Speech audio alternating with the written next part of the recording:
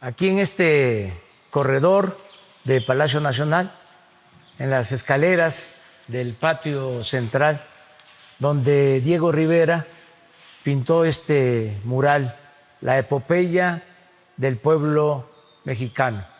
Empezó a pintar Diego estos murales en 1929, empezó por acá a pintar. Aquí está la conquista, la lucha del pueblo mexicano por su independencia, la reforma, la revolución. Esto lo pintó en los años 30. Esto tiene que ver ya con el inicio del cardenismo. Es su concepción marxista de la evolución histórica. Ahí está Marx. También está Frida, ahí pintada. Bueno, no solo pintó esto, luego siguió pintando estos otros murales en este corredor del Palacio. Esto es Tenochtitlan. Este lo pintó en 1945 y así fue pintando, dando a conocer la grandeza cultural de México, de todas sus culturas, porque hay de todas las manifestaciones culturales de México. Bueno, yo hoy domingo quiero primero pues agradecerles mucho a todos los mexicanos por lo que se ha hecho en atemperar el problema de la pandemia del coronavirus.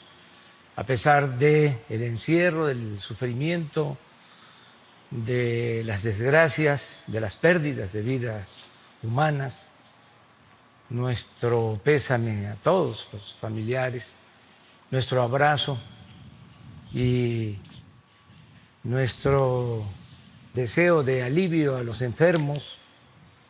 Estamos ya por iniciar mañana un proceso de reapertura a la normalidad, a lo que hemos llamado la nueva normalidad. Vamos a iniciar con mucho cuidado, porque lo más importante, siempre lo he dicho, es la vida. Vamos a iniciar en municipios en donde no hay afectados, donde no hay contagios.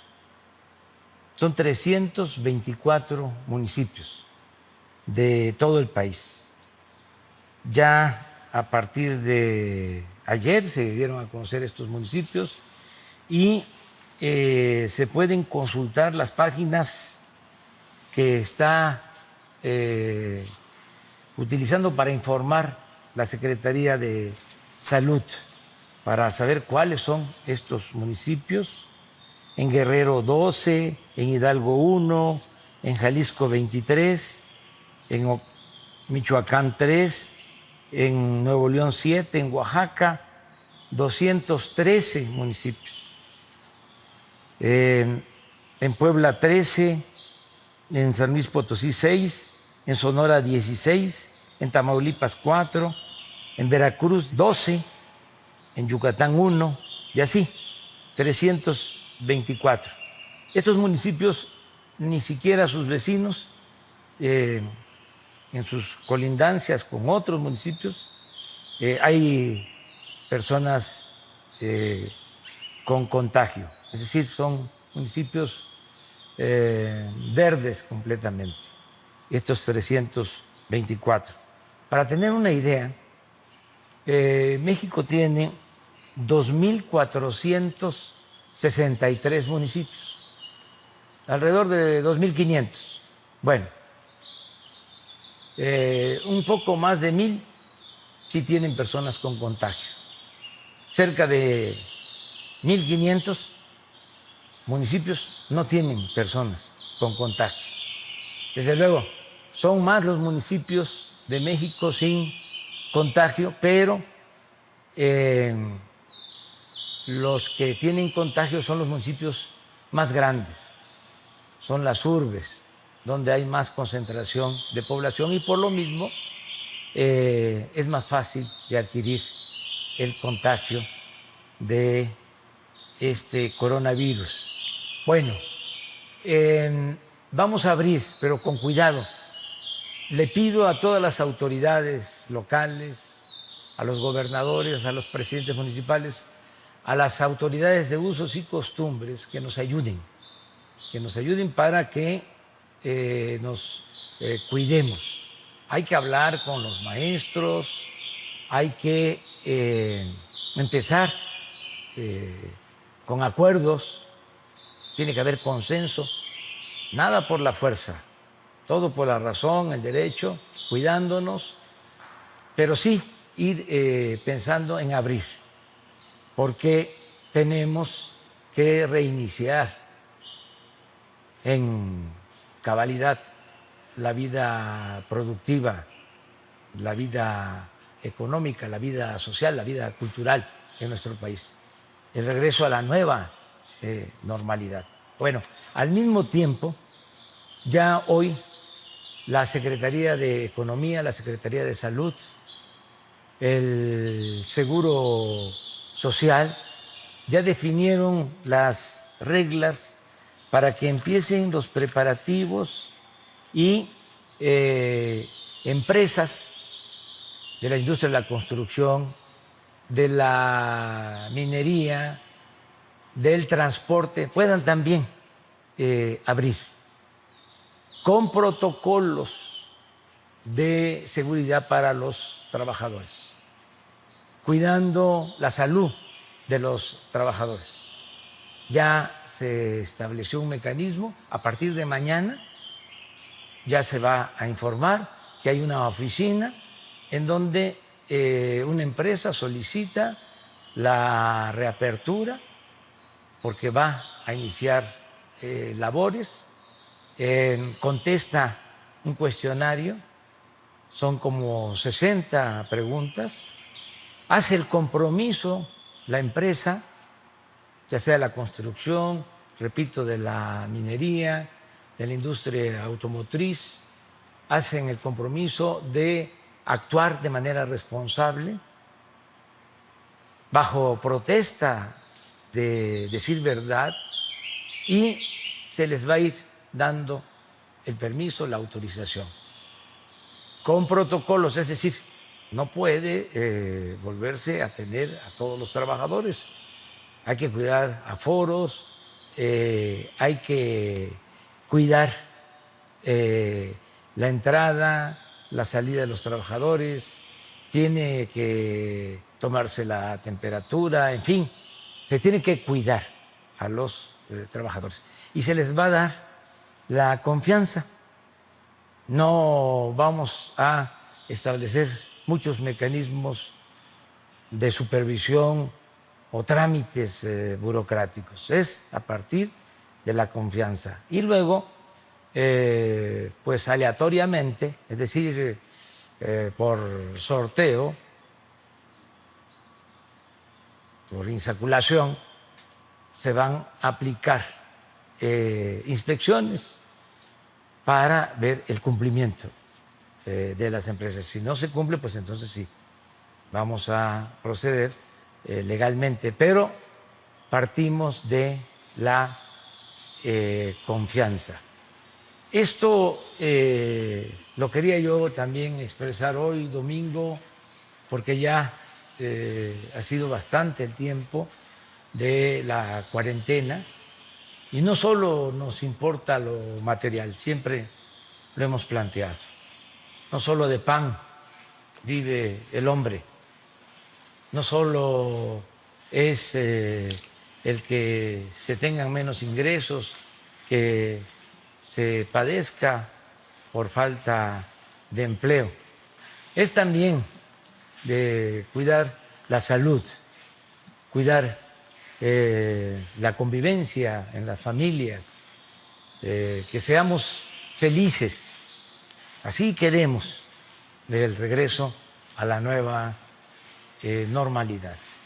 Yo les envío un abrazo este domingo, muy afectuoso, cariñoso, solidario, fraterno, a todas, a todos, con todo mi afecto.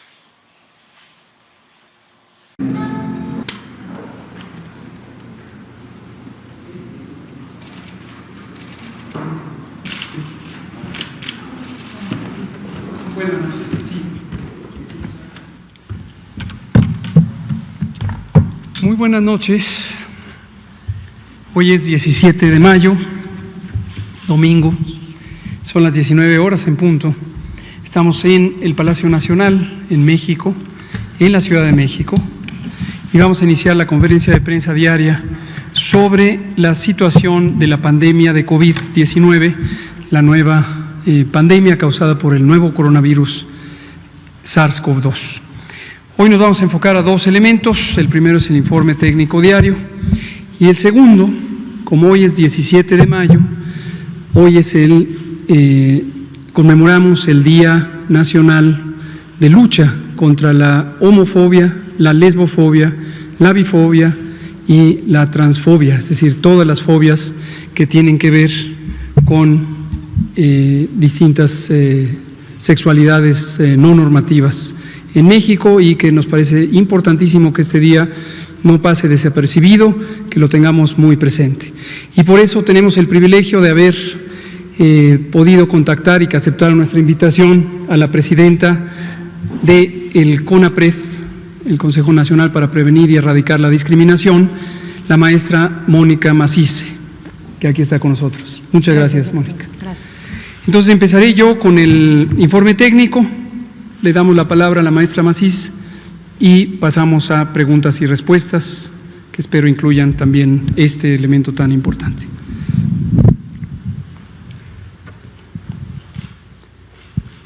Llevamos 56 días de la Jornada Nacional de Sana Distancia. Nos quedan lo que está en verde, lo que resta del día de hoy, más 14 días antes de terminar esta jornada.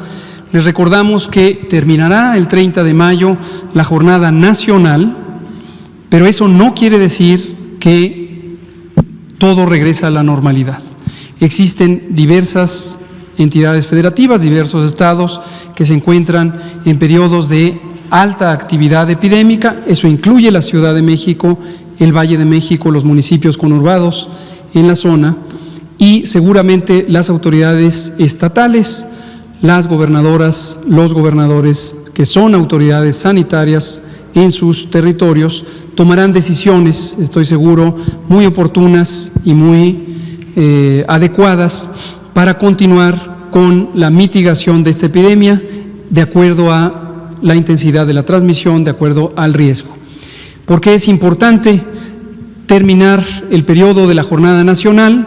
Porque, como lo hemos venido relatando desde hace más de 6 semanas, la transmisión de esta enfermedad no es homogénea. Tenemos una gran cantidad del territorio nacional que no tiene la actividad epidémica de COVID-19, pero en cambio tenemos otras zonas donde existe intensa o muy intensa transmisión.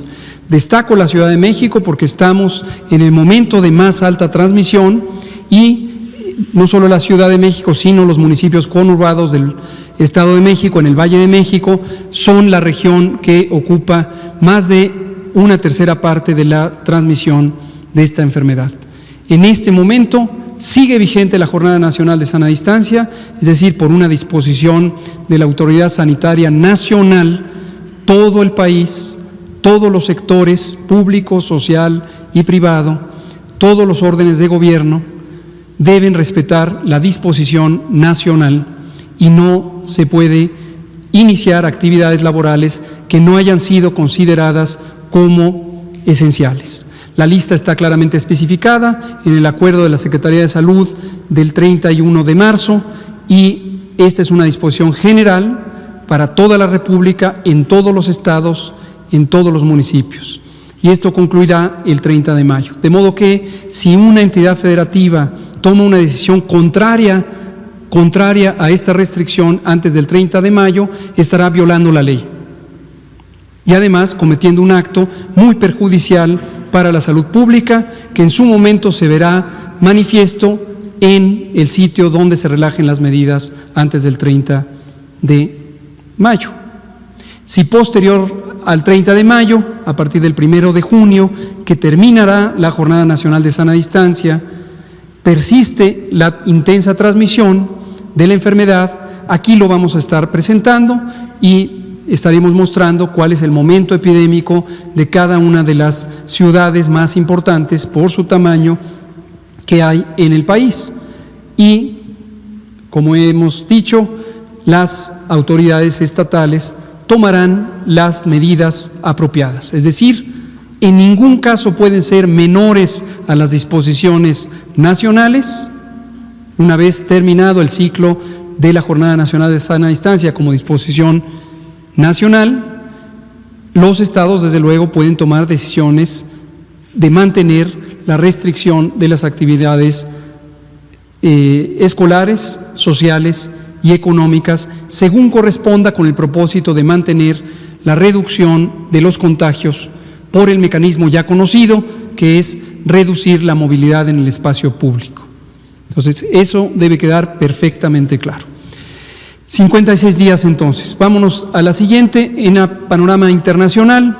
En esta gráfica que ya es por todas y todos conocidos, tenemos la representación de la contribución relativa de cada región del mundo y tenemos a la región de América con cerca del 49.5% de la actividad representada por los casos identificados, y tenemos a la región de Europa como una región que se encuentra ya en descenso. Está en este momento en 29.9% del total de los casos registrados en los últimos 14 días, y en el Mediterráneo Oriental vemos continúa el ascenso y continuará el ascenso en la medida en que los países, los estados soberanos de esta región continúen teniendo transmisión. Esta distribución, por lo tanto, irá cambiando. La tasa de letalidad, como comentábamos ayer, se ha mantenido estable con algunas pequeñas variaciones. Lo mínimo que llegó a tener fue 6.3 hace varias semanas, más de 2 meses, y hasta 7.4 en algún momento, y se ha estabilizado alrededor de 6.8, 6.9. Cambiará de acuerdo a lo que vaya ocurriendo en los distintos países, estados soberanos, los distintos continentes. La siguiente. En México tenemos, desde que empezó el primer caso, que fue el 28 de febrero, 49.219 casos acumulados, personas que padecieron COVID y que fueron detectadas y confirmadas con las pruebas de laboratorio. Y los últimos 15 días o 14 días tenemos 11.105 casos registrados, y ayer dábamos un poco de detalles sobre las razones de este número, que apreciamos que continúa aumentando. La región con la mayor actividad, ya lo dijimos, es el Valle de México. Se encuentra en la etapa de meseta, en la etapa de estabilidad en cuanto a la cantidad de casos nuevos. Empezará próximamente a descender, pero al tiempo que eso ocurre, también tenemos distintas ciudades que las detallaremos mañana o pasado mañana, mostrándoles las curvas de predicción y los casos identificados. Verán ustedes cómo hay zonas que empiezan apenas a tener transmisión. Y esto es la suma de todos los casos que se presentan en nivel nacional en los últimos 14 días. Muy desafortunadamente, 5.177 personas han perdido la vida por las complicaciones de COVID o por la expresión grave de esta enfermedad, que se ha presentado principalmente en formas graves en adultos mayores, pero también en México ha sido notoria la contribución de las enfermedades crónicas, en particular hipertensión, diabetes y obesidad, y tabaquismo, que también es una importante y grave enfermedad, condicionante de múltiples otras enfermedades que han contribuido a este problema. 172.000 personas han sido estudiadas, de las que han resultado 95.568 personas en las que se ha descartado, aunque han tenido los síntomas compatibles, se ha descartado por las pruebas diagnósticas de laboratorio. La siguiente, por favor. La distribución de los casos acumulados con prácticamente ningún cambio, dado que es toda la suma de la epidemia, y lo podemos ver en una gráfica de barras para apreciar cómo las regiones más pobladas, como son en la siguiente diapositiva, el Valle de México, tanto la Ciudad de México como el Estado de México, las zonas que han contribuido con la mayor cantidad de casos, y le siguen Baja California, Tabasco, Sinaloa y otros. En la siguiente diapositiva lo que vemos es los casos nuevos, los casos de los últimos 14 días, y podemos apreciar en la siguiente diapositiva, estos 11.105 casos sí tienen importante variación, y notarán ustedes que a lo largo de las siguientes semanas estaremos viendo estados como Baja California Sur, que pasaron al color verde, y lo mismo algunos otros estados. Estos ya estaban en verde. Este es el nuevo de verde de hace 2 días, donde tenemos ya una disminución de la actividad epidémica y desde luego empiezan a transitar por las distintas categorías con menores casos. Pero en el siguiente mapa que vemos en la siguiente diapositiva podemos comparar los territorios que tienen poblaciones distintas cuando usamos una medida relativa que se ve en la siguiente diapositiva, que muestra la incidencia, el número de casos divididos por la población. Y tenemos a nivel nacional 8.6 o 68, casi 8.7 por cada 100.000 habitantes, 8.7 por cada 100.000 habitantes han tenido en los últimos 14 días COVID-19. Y en la siguiente diapositiva vemos en gráfica de barras esta incidencia que ayer llegó a 30 y se mantiene en 30 en la Ciudad de México, seguida de 25 en el estado de Tabasco y después por debajo de 15 en los demás estados que aparecen ahí en el orden de intensidad de incidencia. La siguiente. Las defunciones, 5.177, todas y cada una de ellas muy lamentables, corresponden a distintas fechas en donde han ido ocurriendo y las graficamos para mostrar cómo corresponden también a la distribución de los casos que se han ido acumulando. Y 582 que se encuentran en el periodo intermedio de estudio, en la medida en que han sido tomadas muestras de laboratorio y están en espera de resultados. La siguiente. Cuando lo vemos por entidad federativa, vemos esta distribución que es muy semejante a la que ya vimos para los casos acumulados. Los 5 lugares en donde hubo la mayor transmisión al inicio son los que han acumulado hasta el momento la mayor mortalidad. La siguiente. Los casos confirmados, acumulados, 49.219 y los 27.502 sospechosos, que ya hemos comentado una y otra vez, no son las mismas personas, sino que algunos pasan a la confirmación, otros pasan al descarte y otros se agregan como nuevos casos sospechosos. En la medida en que tenemos la mayor actividad epidémica en estos momentos, también se acumula con mayor velocidad el número de casos sospechosos. La siguiente.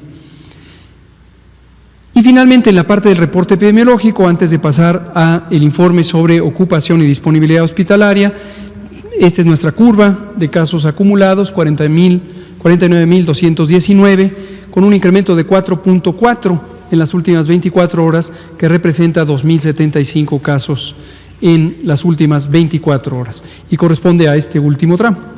Y su correspondiente en la curva epidémica diaria, en donde tenemos el número de casos diariamente identificados, que tiene la mayor intensidad de transmisión, reflejada como la mayor intensidad en la frecuencia de casos que ocurren diariamente. La siguiente. En el mapa de México tenemos los 739 hospitales notificantes, hospitales que fueron designados para la atención de personas con COVID-19, y de quienes informaron tenemos un total de 13.767 camas desocupadas o disponibles y 8.568 que están ocupadas en este momento y que representan el 38% de la suma de esas dos cifras. Pasemos a la siguiente, por favor, y vemos la disponibilidad en color ocre, la ocupación en color rojo. Del lado derecho, la situación nacional, 38% de ocupación y el resto, 62%, están en disponibilidad.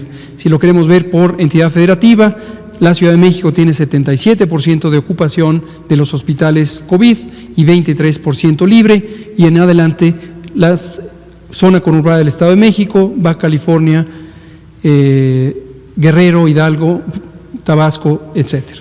Y en la última diapositiva lo que vemos es la misma medición de ocupación, pero específicamente para aquellas camas que tienen ventiladores como un indicador de que son competentes para atender a personas críticamente enfermas que tienen síndromes respiratorios agudos, independientemente de que hayan sido ya confirmadas con COVID o que estén en el proceso o sencillamente que se encuentren en una condición crítica que necesita atención urgente, aunque no se haya tomado un espécimen todavía para diagnóstico. En el nivel nacional, 32% de ocupación, 68% libre. En el extremo izquierdo, la Ciudad de México, 69% de ocupación, 31% libre. El Estado de México, 59%, Baja California, 52%, y en adelante en el orden que se muestra. Hasta aquí el informe técnico y le damos la palabra a la maestra Mónica Macís.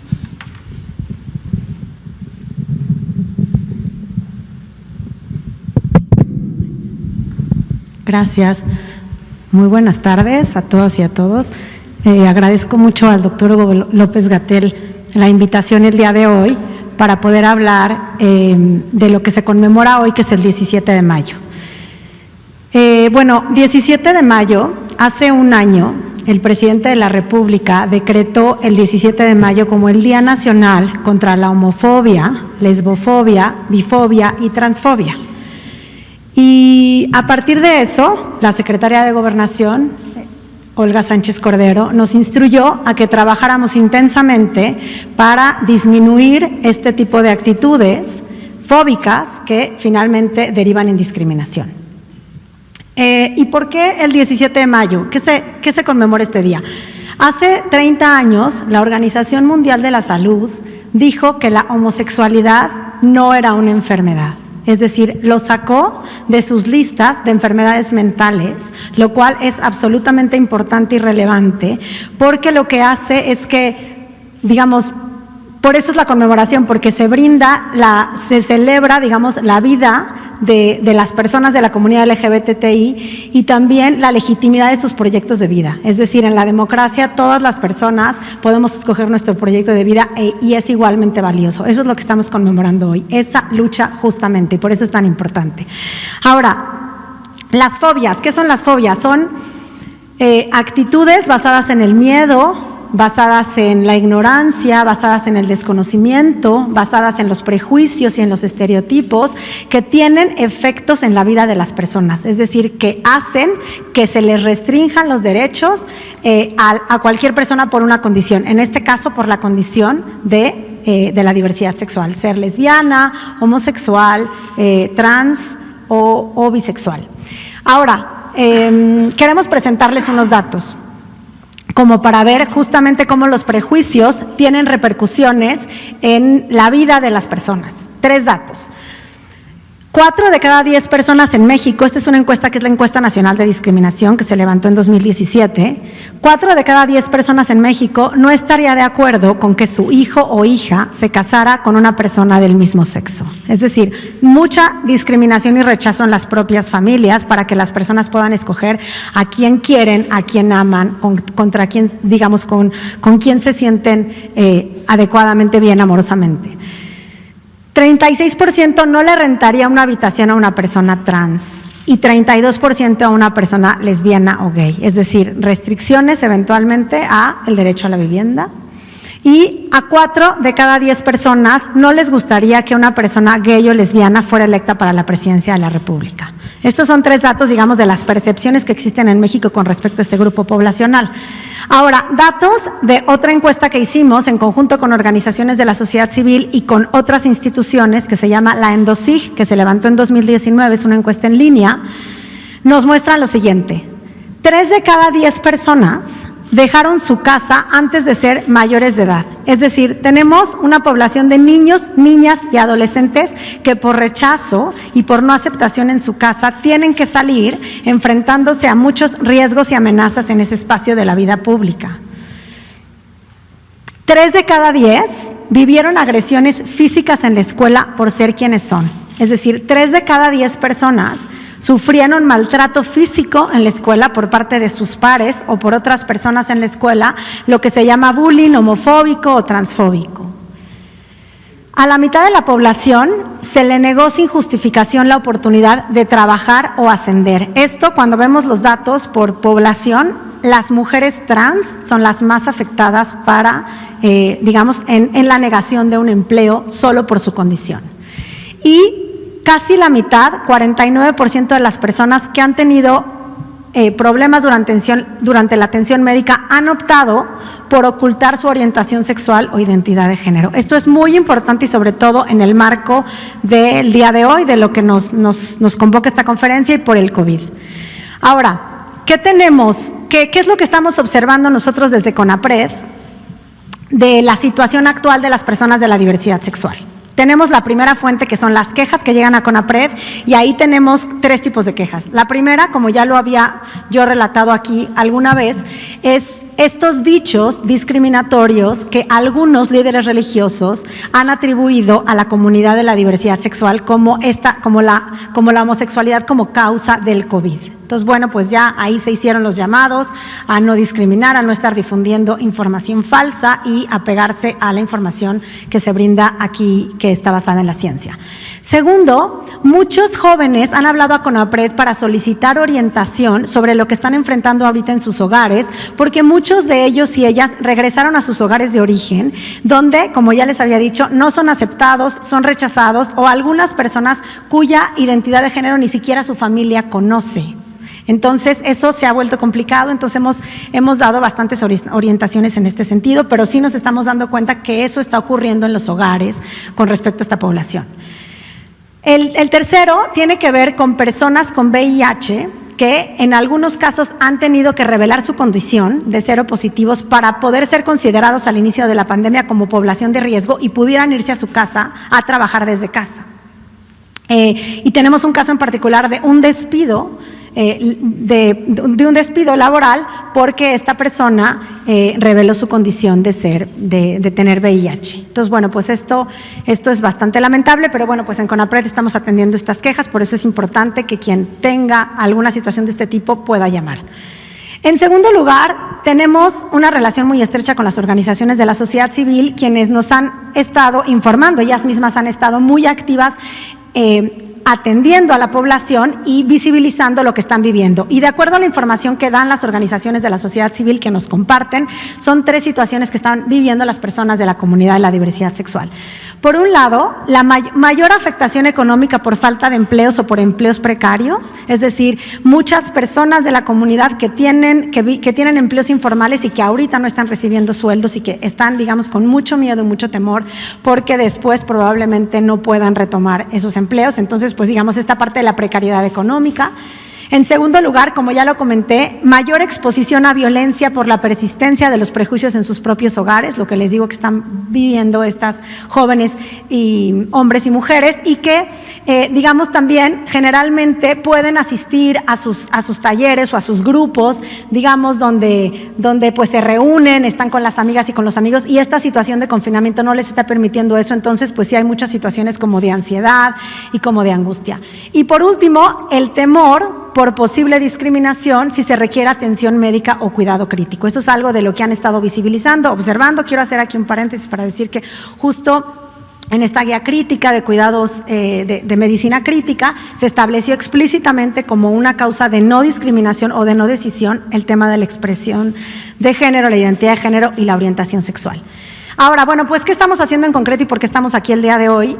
Porque, miren, desde hace un año que CONAPRED junto con la Secretaría de Salud trabajaron en esta administración un protocolo para el acceso sin discriminación a la prestación de servicios de atención médica para la comunidad de la diversidad sexual.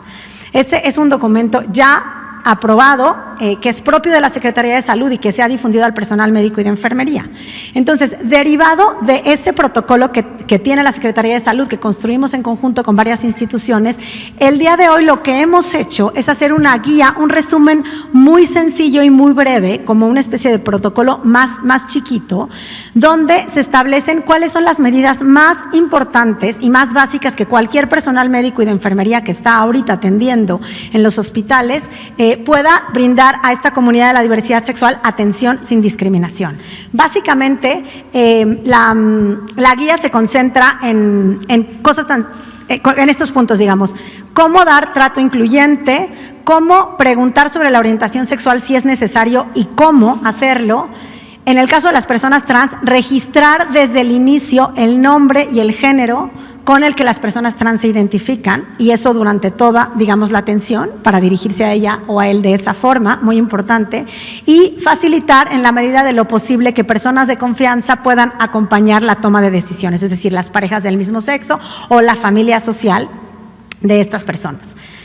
Entonces, esto es producto, digamos, de lo que también desde la Subsecretaría de Derechos Humanos, el subsecretario Alejandro Encinas nos ha indicado a toda la Administración Pública Federal que toda la atención que tenemos que llevar a cabo tiene que estar basada en los mejores estándares internacionales. Entonces, esta guía que la hemos trabajado con el doctor Hugo López-Gatell, con el doctor Cortés, pues ya va a estar en la página de internet de la Secretaría de Salud para que pueda ser difundida entre la comunidad y también entre el personal médico y de enfermería. Esta guía tiene una cuestión adicional que tiene los teléfonos y los números actualizados de las organizaciones de la sociedad civil a las que pueden acudir las personas de la comunidad LGBTI si es que sufren discriminación o requieren algún tipo de ayuda. También está los vínculos a la línea de la vida, a la línea de salud mental, con quienes también trabajamos muy estrechamente, y con el Centro de Equidad de Género y Salud Reproductiva, donde está la doctora Berdichevsky, que también, digamos, están todos los esfuerzos puestos para dar atención sin discriminación. El número de emergencias 911, que esta es la línea que hemos optado desde el Gobierno de México para canalizar a todos los servicios de atención que tiene el Estado, y hemos hecho un gran esfuerzo con el 911, les agradecemos siempre su colaboración, porque para capacitar a sus operadores, operadoras, para que puedan atender con las particularidades y comprensión, digamos, de las particularidades de esta comunidad, para que las puedan canalizar a las organizaciones o a las instituciones adecuadas. Y finalmente, las comisiones de derechos humanos, como siempre, son una opción, y CONAPRED, como ya se los he dicho, este teléfono 52 62 14 90, o en la página de internet conapred.org.mx. Y bueno, ya por último, pues decirles que este esfuerzo se enmarca dentro del objetivo de la Agenda 2030, que es no dejar a nadie atrás y no dejar a nadie afuera, y también del Plan Nacional de Desarrollo, que tiene explícitamente, digamos, la prohibición de discriminar por orientación sexual o por identidad de género. Y bueno, el día de hoy y todo el fin de semana hemos estado haciendo una campaña que se llama Bájale a tus fobias, y el día de hoy queremos hacer justamente el llamado para bajar la curva de la discriminación, bajarle a la curva de la homofobia, bajarle a la curva de la lesbofobia, bajarle a la curva de la transfobia y bajarle a la curva de la bifobia. Muchas gracias. Muchas gracias, maestra Macice, presidenta de CONAPRED, por comentar sobre este importante día de lucha contra estas fobias a las orientaciones sexuales, a identidades genéricas no normativas, y siempre con la esperanza de que vayamos construyendo una sociedad más incluyente, más respetuosa de la diversidad, de la pluralidad, en este y otros aspectos importantes. Pero hoy, 17 de mayo, sí queríamos hacer claro este día, porque además este decreto que se firmó el año pasado precisamente pone a México en una posición bastante más progresista de lo que se solía asumir se podía en esta materia.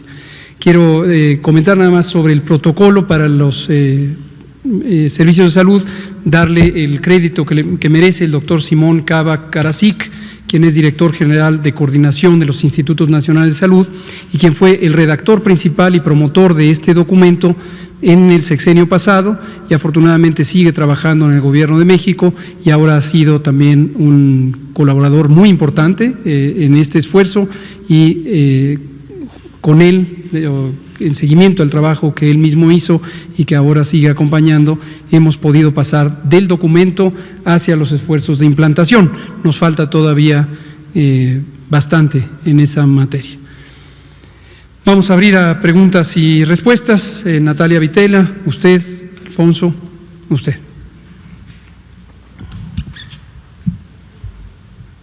Gracias, buenas noches, doctor. Bueno, primero le quiero preguntar sobre los ventiladores del CONACYT. Se supone que la fecha límite era el 15 de mayo. Comentó que iba a decir qué hospitales y si ya estaban en operación estos ventiladores. Lo otro que le quiero preguntar es, registramos hasta 2,000 casos o más de 2,000 casos en un día, en 24 horas.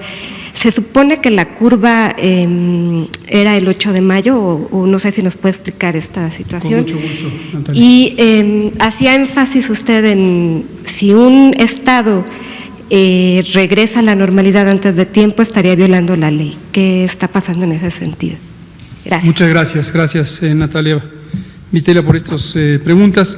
Sobre los ventiladores, le puedo comentar lo que conozco hasta el momento.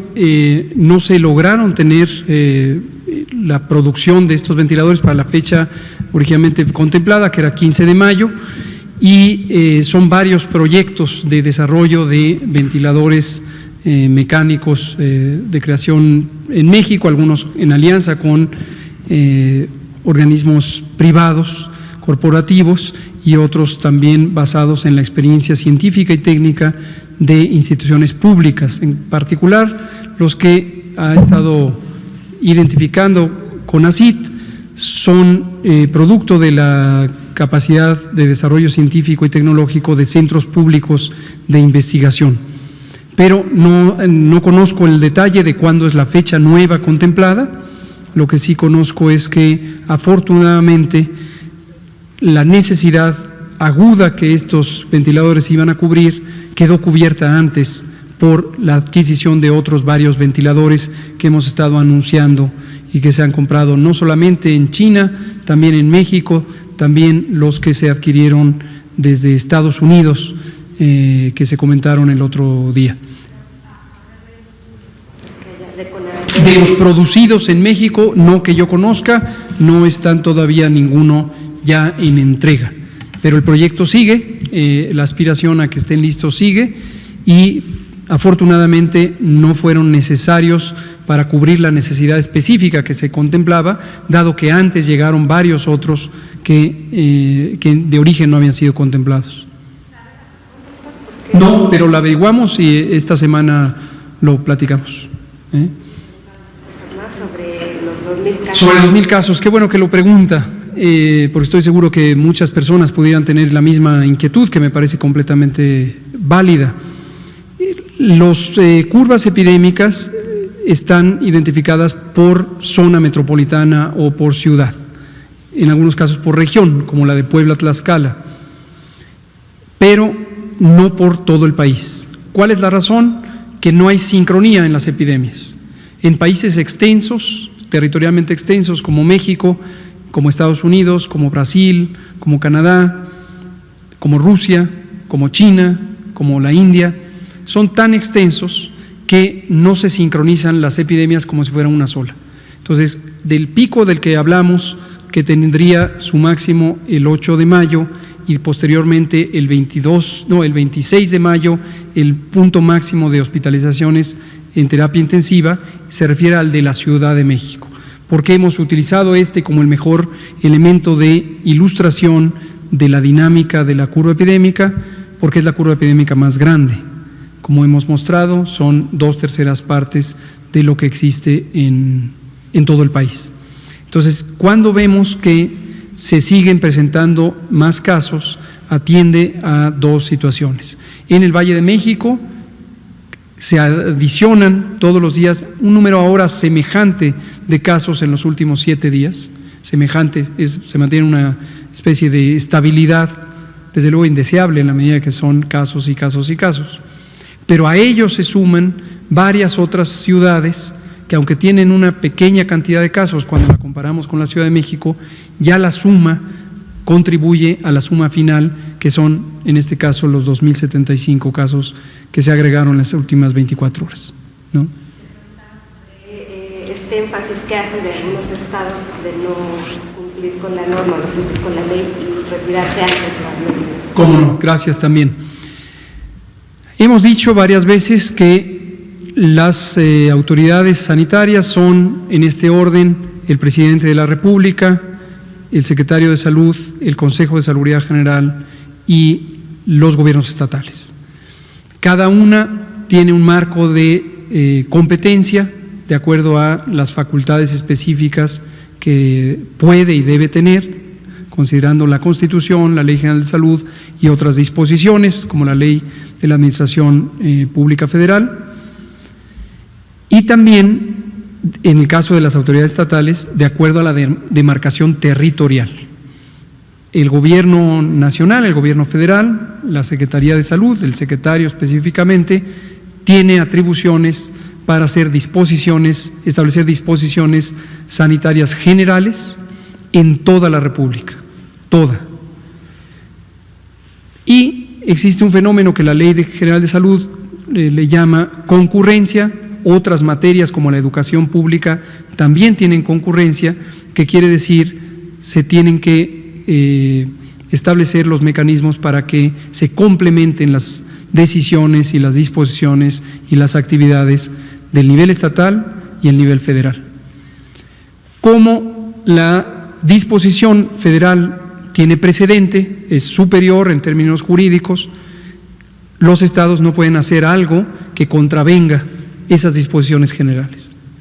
Si esas disposiciones generales son, como va a ocurrir el 30 de mayo, expirarán disposiciones generales sobre la restricción de la movilidad en el espacio público, concretamente el trabajo, la escuela y las actividades sociales.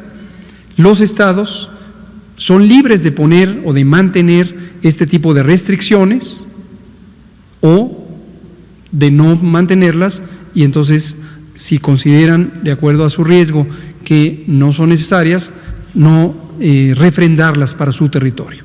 Lo que no puede ocurrir o no debe ocurrir es lo contrario, que la autoridad federal ponga una restricción y los estados la incumplan, ¿no? Y su pregunta me da oportunidad, no está tan directamente relacionado, pero a comentar un tema sobre los municipios de La Esperanza.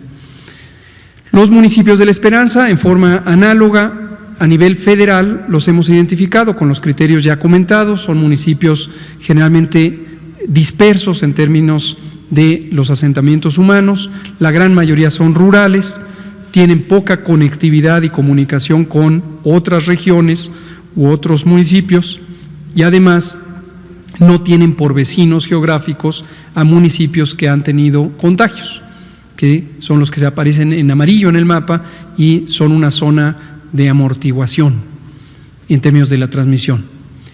Pero tiene que quedar muy claro que esta es una situación que puede ser cambiante, y en un momento dado, un municipio que aparecía en verde porque se consideraba como sin casos y sin vecindad a municipios con casos, puede ser que tenga de repente casos y de manera automática deja de ser un municipio que tenga las condiciones para mantener actividades sociales, laborales y escolares.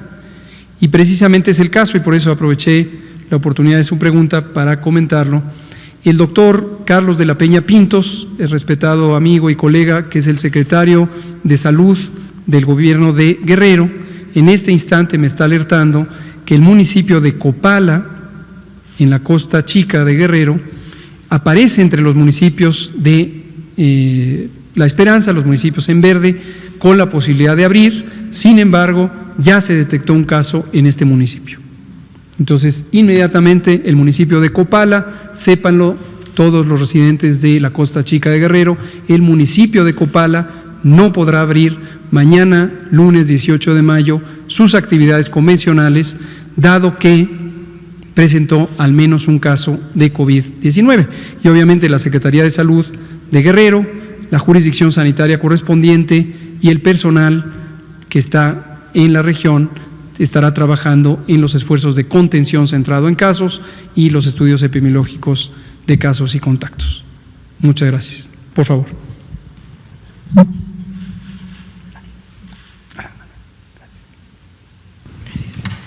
Gracias. Para la maestra Matiz. Si además de estas orientaciones que han tenido por actitudes que pueden ser violentas dentro de la familia con estos adolescentes, ¿hay algún canal o hay algún lugar donde se puedan presentar como denuncias o a donde puedan acudir si es un tipo de violencia mayor? Ya ¿a dónde puede acudir un joven que por su orientación sexual ha sufrido en estos días de confinamiento algún tipo de violencia? Si han detectado que hay algún tipo de aumento de violencia, no sé, física. Y en días pasados, nuestros colegas de Chiapas Paralelo en Chiapas identificaron varias comunidades donde pues incluso se atacaba con armas a personas que tuvieran COVID, ¿no? que estuvieran diagnosticadas. Entonces, saber si ustedes tienen detectado que esto haya ocurrido en otros lugares del país y qué tipo de intervención se puede tener desde el gobierno para evitar este tipo de cosas. Y doctor Gatell, nosotros publicamos hoy un reportaje sobre los servidores públicos que están en este último eslabón de los trabajos esenciales, que es decir, los que recolectan la basura, los que atienden en los panteones, policías que presentan enfermedades o que han tenido enfermedades graves, algunos están en terapia. No sé si esta pregunta usted me la pueda responder o si sea posible que le hagamos llegar esta pregunta a la jefa de gobierno y al director del ISSSTE, porque son servidores públicos, entonces para saber qué tipo de protección puede aspirar su familia, porque finalmente ellos tienen que seguir trabajando y están altamente expuestos. Y esto ligado a la presentación que hizo hace 2 días del tipo de qué se hace con los materiales tóxicos, entiendo que eso era para hospitales. En el caso de las personas que tienen enfermas de COVID en casa, si es necesario hacer algún tipo de, no sé, protección de la basura para evitar enfermar a las personas que se llevan la basura. Muchas gracias. Muchas gracias por la pregunta. Lo que nosotros hemos estado recomendando a la población que está padeciendo algunas situaciones en el confinamiento, sean personas de la comunidad de la diversidad sexual que están pasando ansiedad, molestia, situaciones, digamos, incómodas, que es normal, digamos, por la situación, es que puedan llamar al 911. El 911, que es la línea de emergencia y que tradicionalmente está enfocada a llamar a la policía o a los bomberos o a una ambulancia, ahora hemos implementado todo un mecanismo para que puedan tener los directorios de todas las organizaciones y las instituciones que pueden brindar atención especializada. Y el 911 ahora, para, digamos, esta población en particular, tiene como los conocimientos de qué es una persona trans, de qué es una persona, digamos, con una expresión de género no normativa, etcétera, con la idea de que puedan canalizar adecuadamente. Y aquí quiero hacer un reconocimiento enorme a las organizaciones de la sociedad civil. Creo que la agenda que se tiene en México y los avances que se tienen en México tiene que ver con su trabajo, con la forma en que empujan al gobierno y al Estado a hacer las cosas, todo el trabajo que llevan años haciendo. O sea, lo que están haciendo ahorita las organizaciones en términos de la contención es impresionante. Han migrado de sus cursos presenciales o de sus formas de trabajar presencialmente vía remota, como todas y todos, con muchas dificultades también, como hablaba por el tema de la precariedad.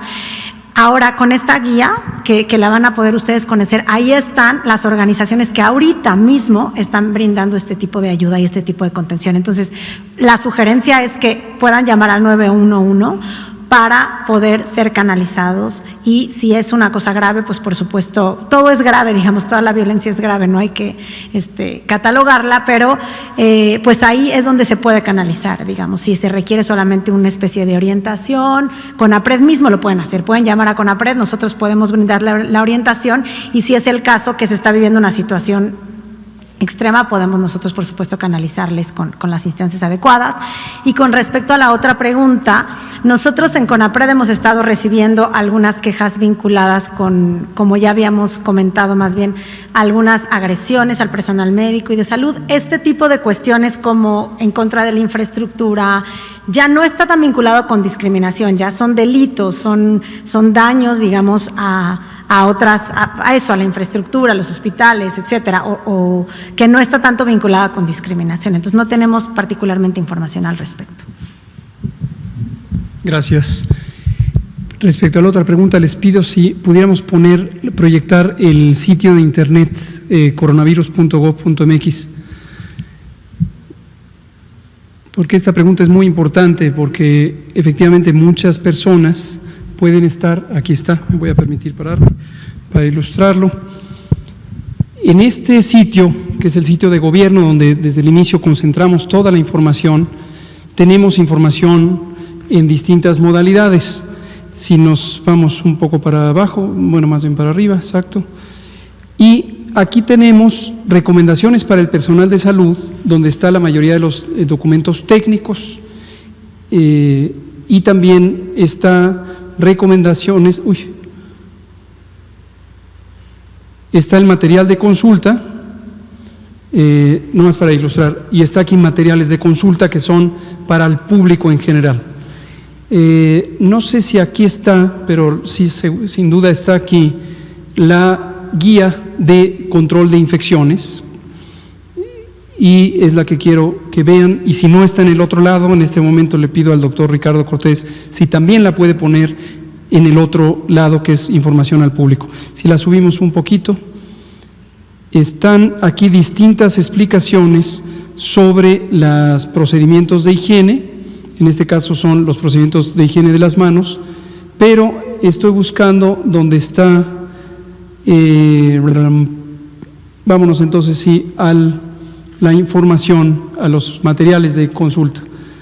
En la guía de aquí, materiales de consulta, la guía de control, esta exactamente. Lineamiento general es uno con portada verde.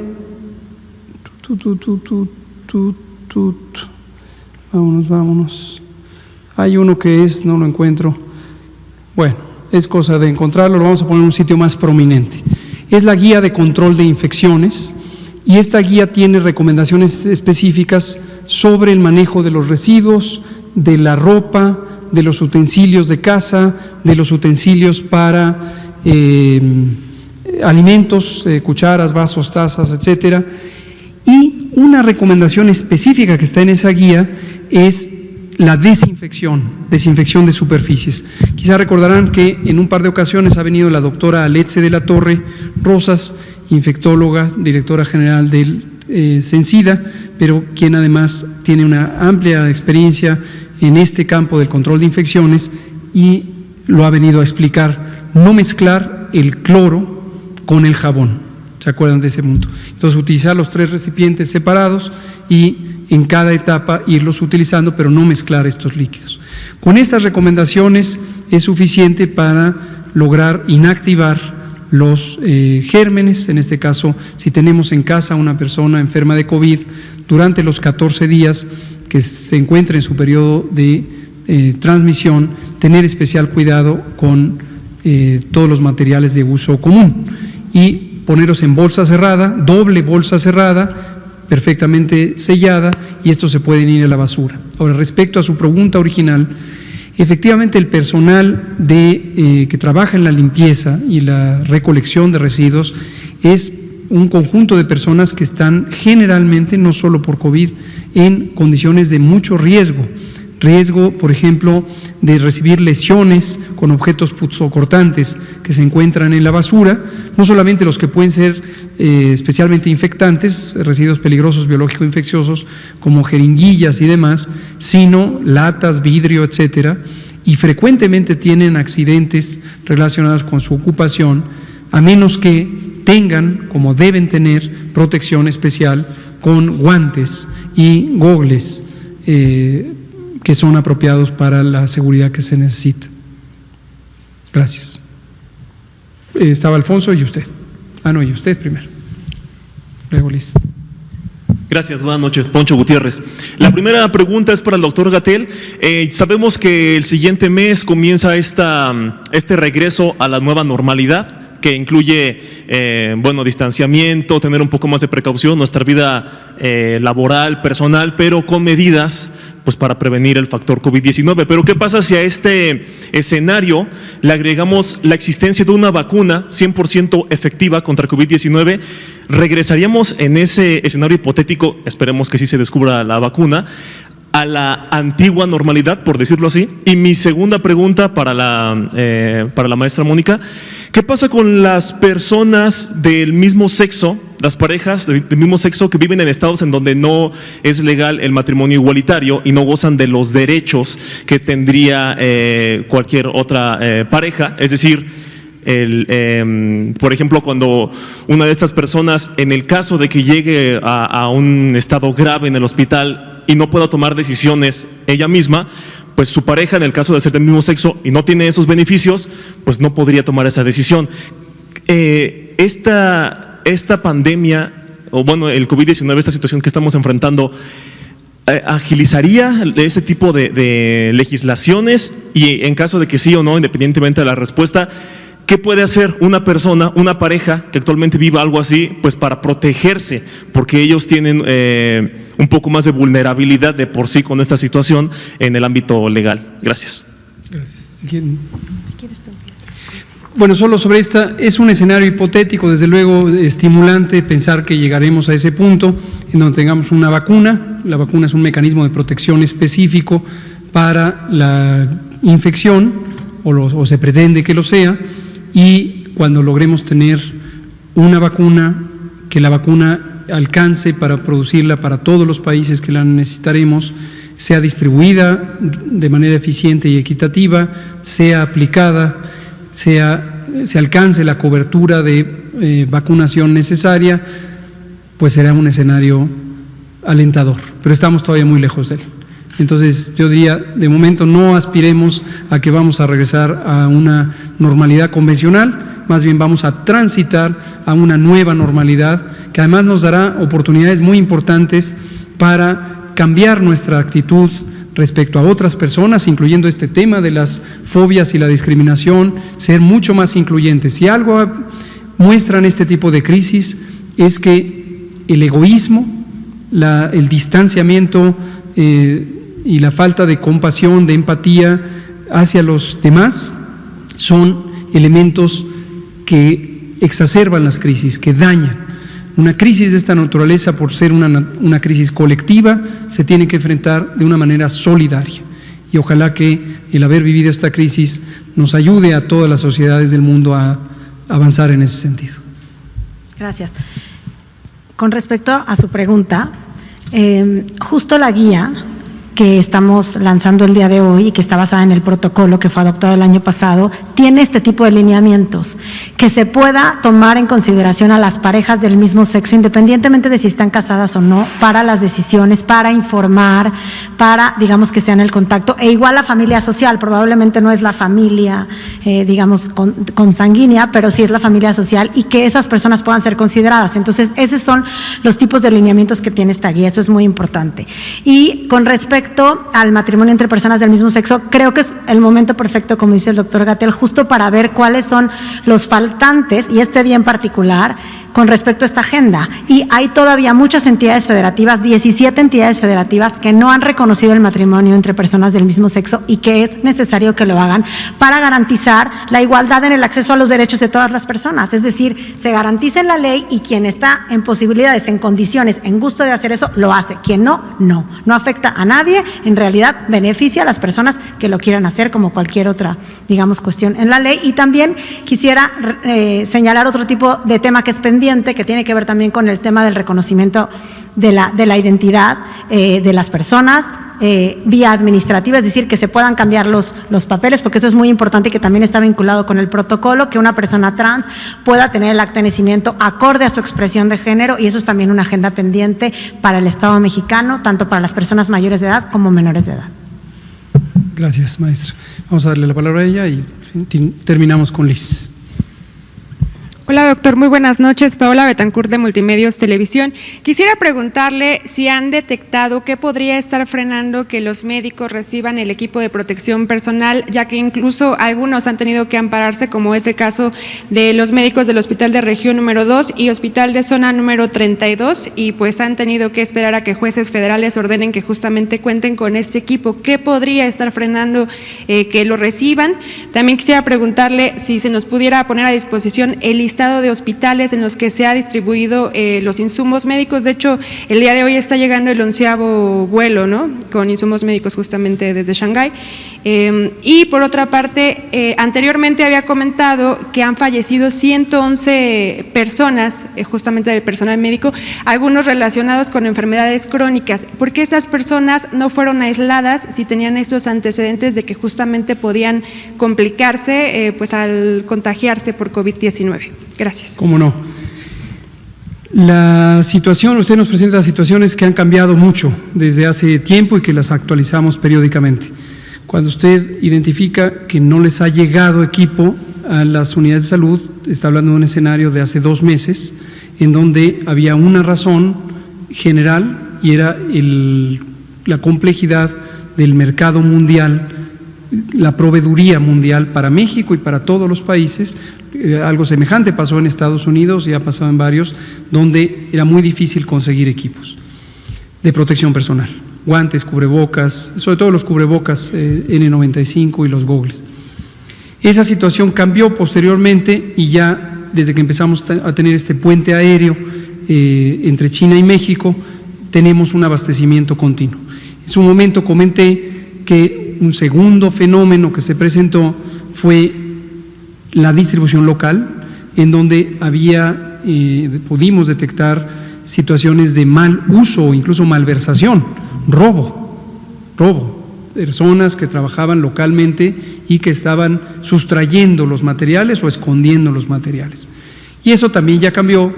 Aquí vino el encargado de la seguridad del Instituto Mexicano del Seguro Social, eso fue hace casi 4 semanas, y explicó el protocolo que se estableció para quitar eso.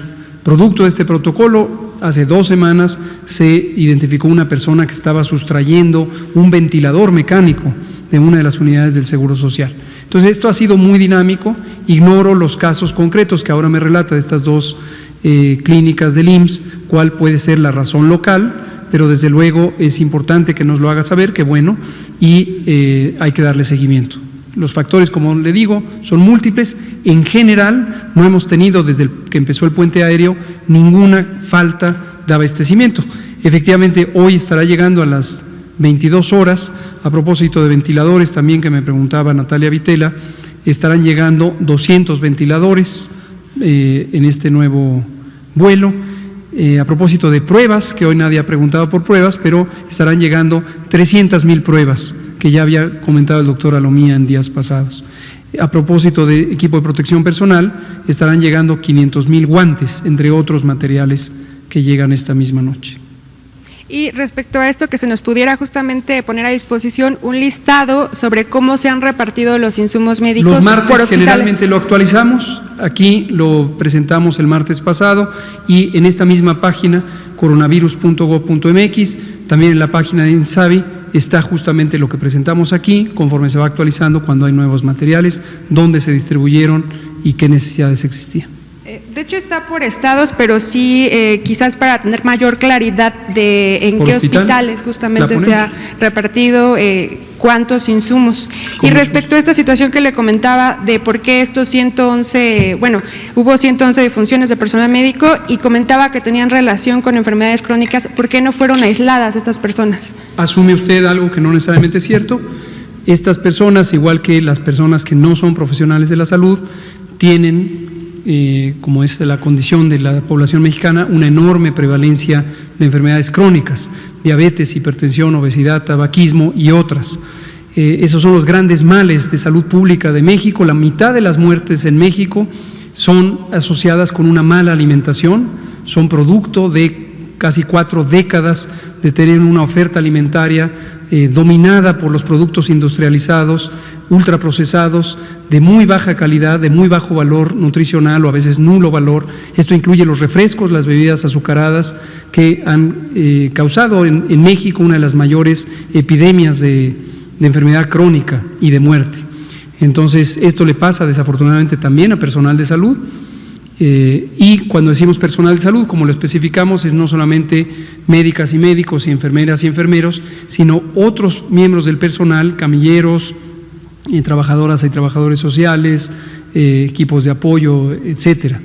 Entonces, no necesariamente es que no fueron aislados, están ejerciendo su trabajo y en el ambiente clínico, análogo a lo que usted preguntaba sobre las profesiones de riesgo, indudablemente los espacios clínicos y quienes trabajan ahí están en una ocupación de riesgo. Gracias.